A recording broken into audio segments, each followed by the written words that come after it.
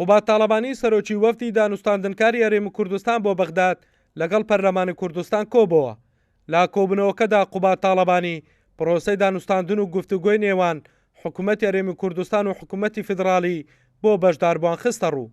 لا لێدوانشدا سەرۆکی وەفدی دانوستاندنکاری هەرێمی کوردستان بۆ بەغداد وتی ئامادەییان دەربڕیوە دوای پەسەندکردنی پرۆژەی یاسای بودجەی ساڵی 2021 وەکو ئەوەی لەسەر ڕێکەوتون 250,000 بەرمیل نەوت ڕادەستی کۆمپانیای سۆمۆ بکەن.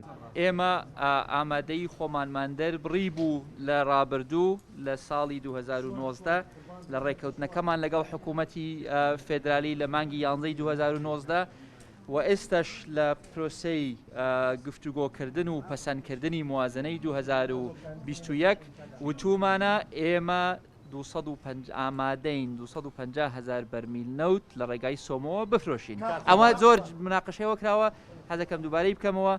ئێمە ئامادەین 250,000 بەرمیل نەوتەکە وەکو چۆن لە پرۆژە یاسای موازنەی 2021 هاتووە بە دەقی ئەو یاسایە پابەند دەبین.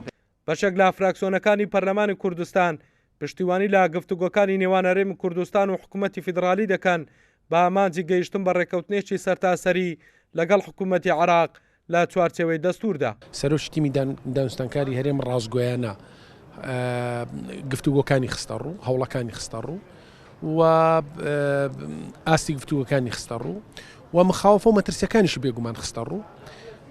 تاکیدی کردو لای حکوومەتی هەرێمی کوردستان بەدیلی ڕێکەوتن هەر ڕێکەوتنە، بەڵام بۆ ئەمە بەستا ئەبێ زمینی زیاتر بەڕەخسینین، کۆدەنجی نیشتیمانی لێوان هێز و لایەنە سیاسیەکان لەناو خۆمان پەرە بە چاکسازی بدەین. ئەوەی بۆ ئێمە گرنگ بوو وەکو پەرلەمانی کوردستان وێنەرانی خەڵکی کوردستان پشتیوانیکردن بوو لە هەنگاوەکانی حکوومەت، پشتیوانیکردن بوو لەو پرۆسەیەی کە حکوومەت ئەولەویەت و ئەفزەڵیەتی دانایە لە پێناو ئەوەی مافە شایستە داراییەکانی هەرێمی کوردستان دابین بکرێتن، موچەی فەرمانبەران دابین بکرێتن و بەردەوامی بە گفتوگۆکانی بدە.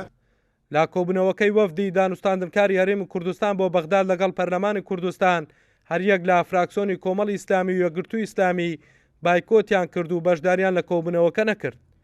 بڕیارە لە چەند ڕۆژی داهاتوودا سەرۆکی وەفدی دانوستاندنکاری هەرێمی کوردستان بۆ بەغداد سەردانی لایەنە سیاسەکانی هەرێمی کوردستان بکات. لا کۆبنەوەکانیدا بەرچاوڕوونیان لەسەر گفتوگۆکانی ئەولێر و بەغداد پێ بدات.